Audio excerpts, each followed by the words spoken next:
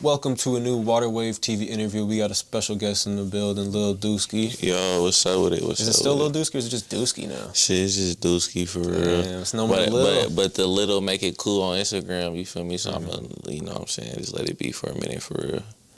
Welcome to the Waterwave channel. You've been on the Waterwave channel before, I believe. Hell yeah. At least with a vlog or two or a music video. Yeah, we did a skit in here. Not a skit, but we did some review shit.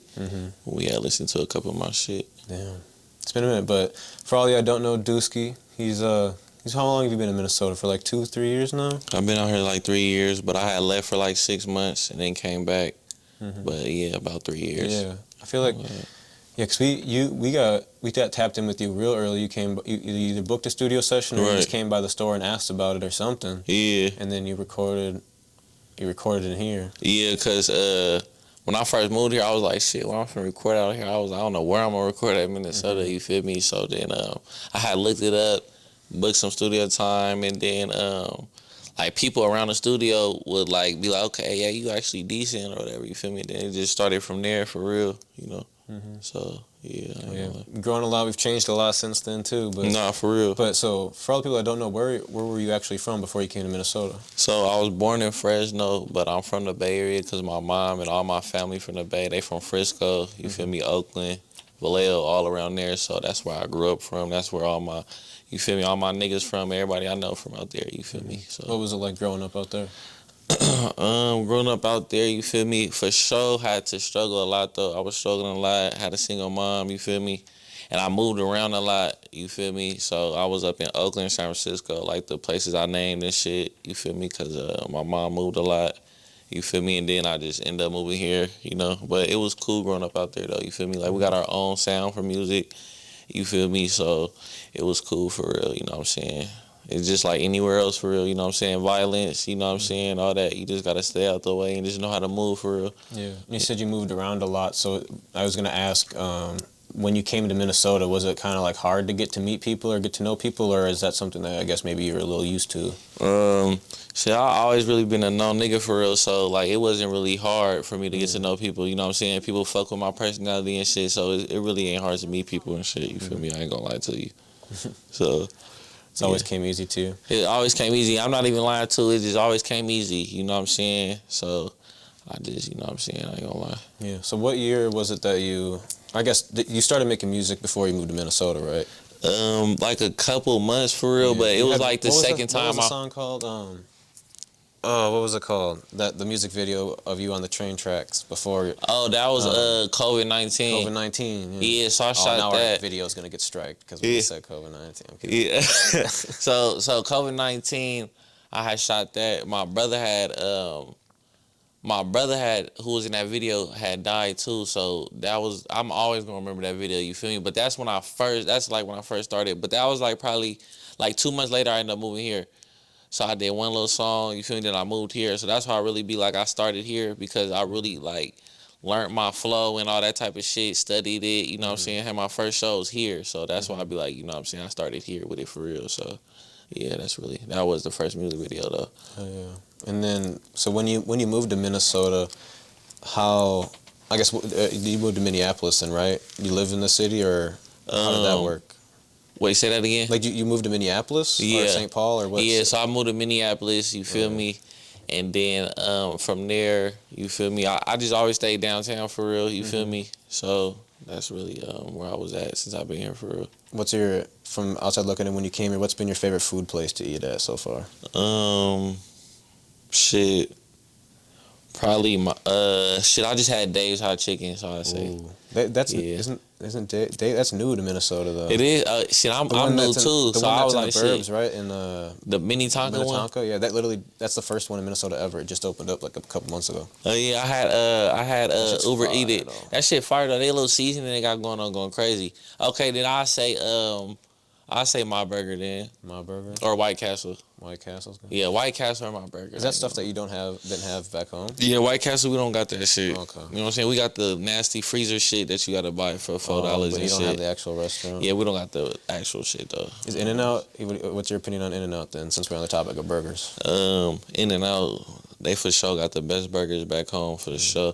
But I don't know, there's a couple places, but I think they for sure do, though. I'm not going to lie, though. You got a song called Burger too. Yeah, on my mama. You feel me? It ain't inspired by In-N-Out neither, so I want y'all to know that it ain't inspired by In-N-Out. That shit funny. But yeah, okay. So moving to Minnesota, how long did it take for you to like really get the ball rolling with your music career then? Because, you know, you just kind of started. Now you're in a whole fresh state. What were like your first steps to getting the ball rolling? For real, probably just to keep dropping, being consistent. For real, I'm just gonna say be consistent. Cause there was a point where I was dropping like probably like once a week type shit. Like I was like doing crazy shit. You feel me? It was just videos. Mm-hmm. And then you feel me? I seen what people caught on to. You feel me? So I had dropped a song called Migos. I dropped like 3 songs, and then I dropped Back in Blood. Matter of fact, so I dropped Back in Blood. So I'm like, okay, you feel me? I'm starting to get to know people and shit. Cause this song, you feel me? Everybody at the Waterway shop, I'm like, they fucking with me over there. You feel me? So then I dropped that. Then I dropped Migos, you feel me? When I dropped that, you feel me? It was probably like 5 months of me living here. And then that's when shit started taking off for me for sure. After I made Migos, it started taking off for me, you feel me? I'm not gonna lie to you. And then it was just raw seeing it though, like just seeing everything, like, you know what I'm saying? Everybody who like you just see out here doing their thing, just tapping in with you and shit like that was just raw. So, you know, that was one of the things for sure. Probably like 5 months, I'd say, to get me started out here. Because I feel like you had like a quick rise to a lot of people fucking with you. Because I mean, I'm seeing like a lot of artists in Minnesota that like have good amount of fans and a lot of buzz, like, you know, following you on Instagram or reposting your stuff or commenting on your posts or whatever. And a lot of people, it takes time for like to get recognition from anybody, right. You know, especially in Minnesota. Right.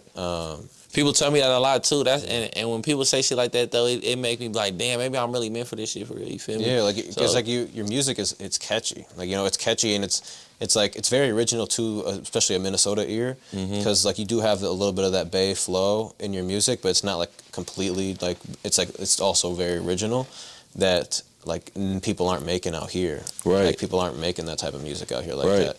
There's a few people that may be somewhat similar, but like you just kind of have your own way of doing it. And some of your bars be funny as hell too sometimes. Yeah. And I feel like that goes a long way too. That goes a long way because Minnesota a place where they not gonna push hella violence and shit like that. So that's why I think my music perfect, because it'd be funny, then it'd be kind of serious. You feel me? So people don't be knowing if I'm serious or if I'm for real. So I feel like that's a big part of my music. You feel me? But yeah, for sure. Yeah. Speaking of people fucking with you, you got your song played at a TWolves game. DJ Mad Mardigan played your track, right? Yeah. Was it Drake and Josh, or which one was it? Was it Migos? He played Migos, Drake and Josh, and yeah, them songs. He played Migos a lot though. That was the first one he caught on to. He just started showing love for real. So then I appreciated him because that was just raw. I never thought I'd get my song played in an arena. So I was like, damn, that's crazy. And then after that, he started playing Drake and Josh. You know, and then I had went to the game and he had played it when I was at the game.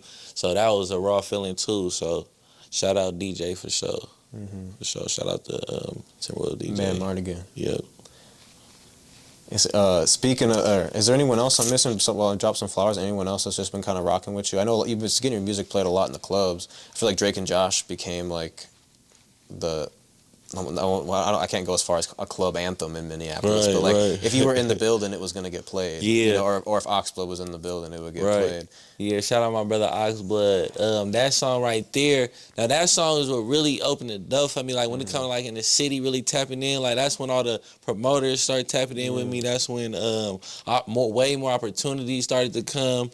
You know what I'm saying? Like it was just a raw ass feeling. Like you said, like literally every club in the city was playing me. You feel me?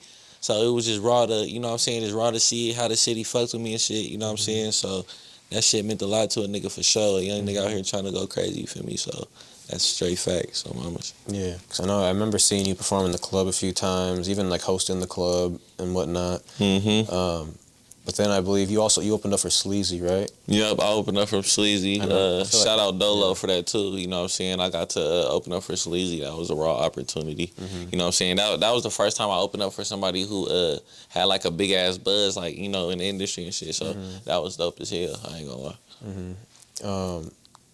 I feel like I'm trying to think how you were at like a really high point in like we were talking about how Minnesota people, like you were gaining a lot of fans really quick in Minnesota, and then you've just kind of been ghost for a little bit. Yeah. You've been like Yeah, shit. I really a little active on social media and whatnot, but you ain't been like dropping as much as you like were once. Yeah, I've really been on some like grinding shit for real. You know what I'm saying? But I'm finna definitely get back to dropping probably next month, if not the month after. But really next month though. You know what I'm saying? I'm finna get back to it because I got a lot of shit I got going on with music that I can't just stop. I feel like you and Paul Blaze got a bunch of shit too, right? Yeah, I feel like there's been we had got an issue with something with the producers with like this shit. They had took down our tape and shit, so it kind of like slowed up our process because people kept asking about our video and shit. So it was just a lot of weird shit going on for real. You know what I'm saying? But shout out my brother Blizzy too though. Feel me? We gonna drop something soon too. We just trying to get everything situated and shit. Figure out what the fuck going on for real. Yeah. But yeah, we got some shit too though. But I got some solo shit coming, and I got some shit with me and Ox that's coming out. Some real fire shit. You feel me? If y'all hear my music, bro, y'all know I don't miss for real. You feel me? So you know what I'm saying? Like I never dropped nothing. And they like that's ass. Never in my life. So. You know what I'm saying? I got some crazy shit coming for sure. Be tuned. Yeah. One thing I feel like was a big like setback for your career is that your Instagram got like taken down for a minute. Yeah. So my shit. What happened with that? I'm glad you asked about that because motherfuckers was asking what I happened. Motherfuckers thought I was unfollowed them, all kind of shit. But my shit got deleted. You know what I'm saying? Some stupid shit happened. My shit got deleted or whatever. You feel me? But that shit for sure set me back though. Cause after that shit happened, I'm like, bro, I'm quitting this shit. Like, you know what I'm saying? Cause I was like, I might start back, but I'm like, shit, bro, I'm quitting this shit. Like, nigga, I got money. Like, I'm finna just quit this shit. You feel me? Because I'm like, I worked hard for that shit. You know what I'm saying? Like, that's how people got to know that shit was real. Like, how, you feel me? How hard I worked. You know what I'm saying? Because I'm just like the connections I made. You know what I'm saying? I wasn't trying to restart that shit for sure. You know what I'm saying? So my shit got taken down, and then one of my peoples had known somebody on Instagram, so they had helped me get my shit back or whatever, you feel me? And then I just got the ball back rolling. And then that's when I had dropped some with JTC just to get shit back rolling on the new page and get it activated. I had dropped some with, JTC put me on this tape or whatever, you feel me, at the right time, right when I got my shit back. So, yeah, that's really what happened, though. Got my shit taken down, I got it back, though.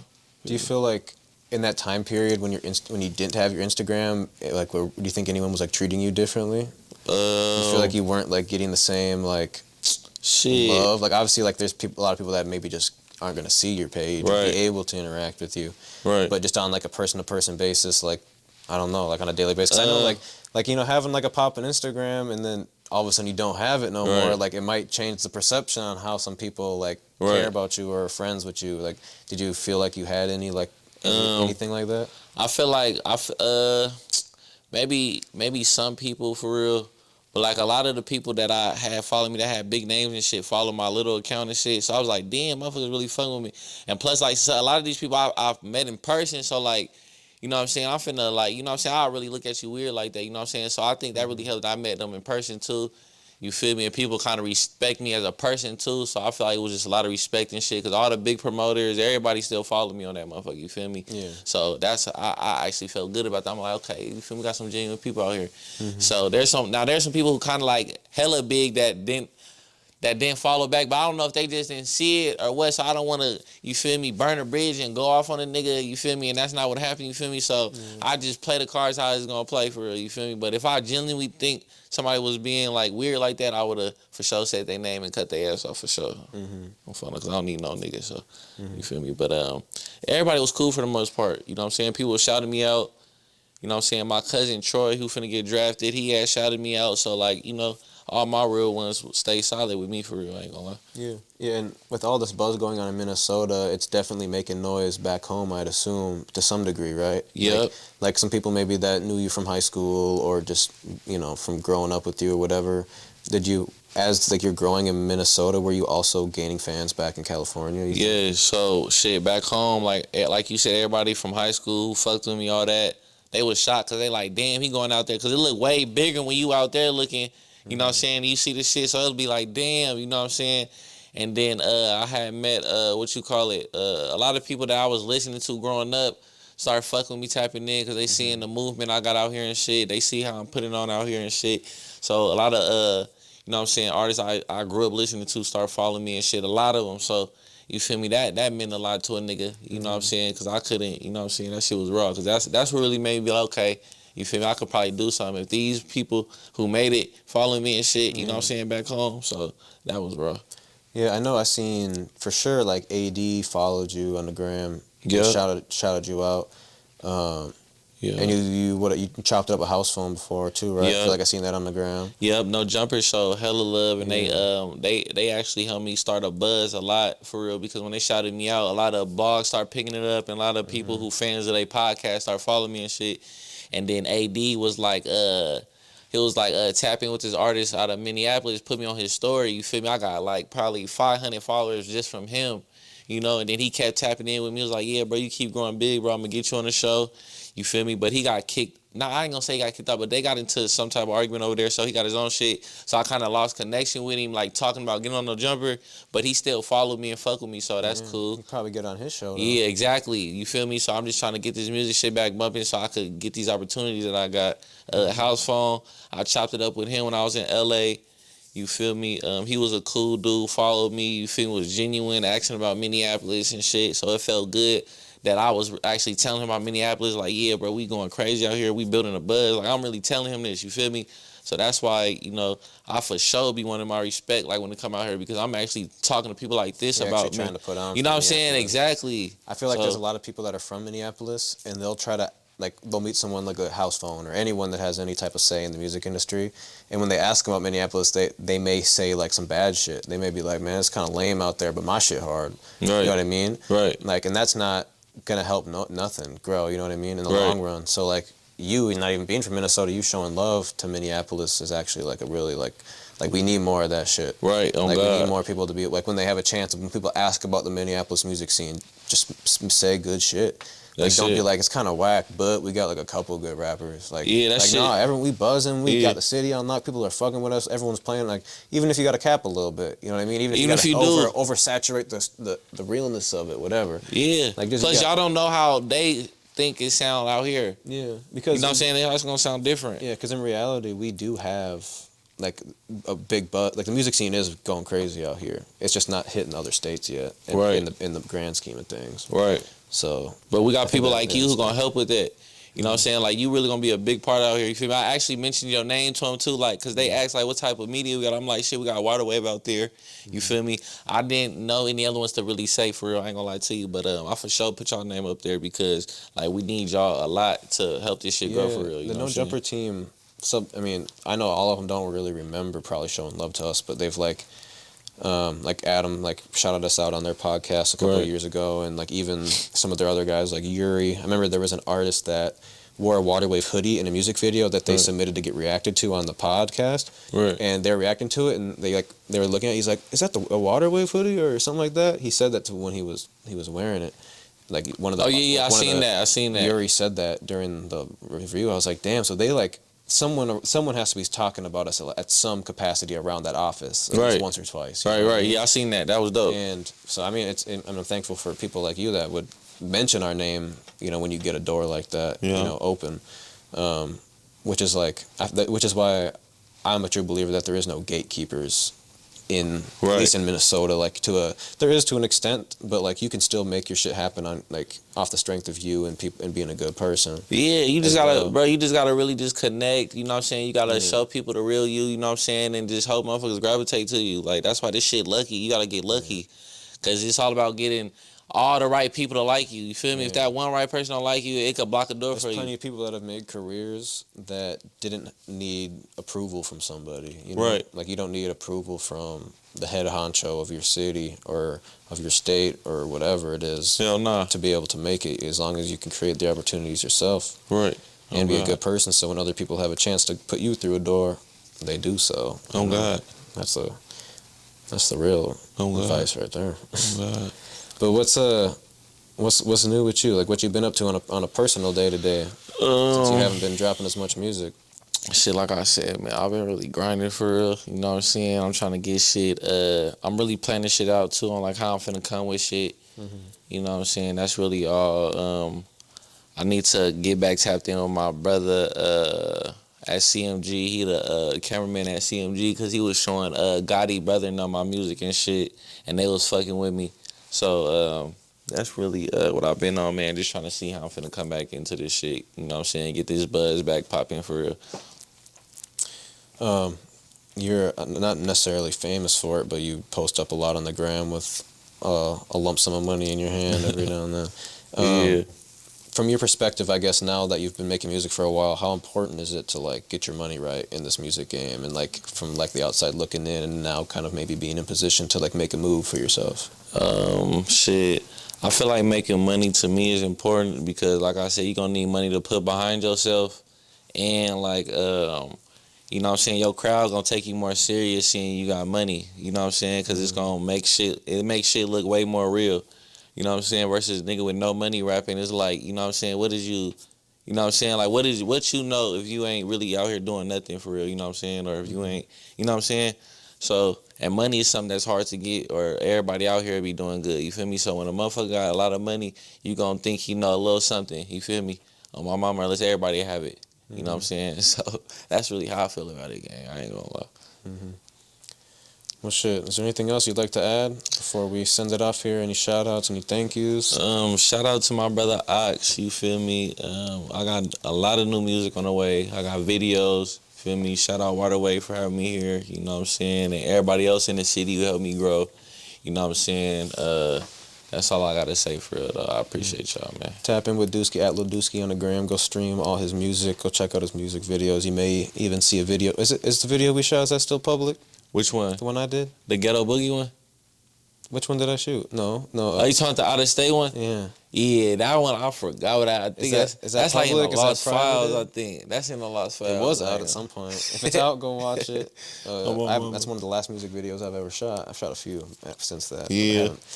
Oh God. Yeah, one of my last ones. For sure, shout out Ghetto Boogie though, because that was a song that really turned up when you had posted it on your Instagram. I ain't gonna lie, that shit hit like 18K, all organic though, 18K. You feel me? So I be mad when that shit don't all go to YouTube, but like that shit went crazy for my Instagram when you had dropped that shit. So you feel me? For sure, go tap in with Ghetto Boogie. I ain't gonna lie to you. Yeah, you made a lot of like quick little bangers. Oh God, like that's what I'm trying to tell people. Like I'm not no one hit wonder, bro. You know what I'm saying? Like I barely miss. Like even a song with JTC that he put me on his tape, I went crazy on that motherfucker. You feel me? Like I really don't miss. And the reason why I go crazy too is I barely drop, and when I drop, it's quality though. You know what I'm saying? That's why I hit every time. You know what I'm saying? So just make sure y'all for sure stay tuned. You feel me? Got a lot of shit on the way. Like, subscribe, share. Follow us at Waterwave TV. This was Ricky. That is Duskii. And as always, thank you and have a great morning, day, evening, afternoon, whatever time it is for you.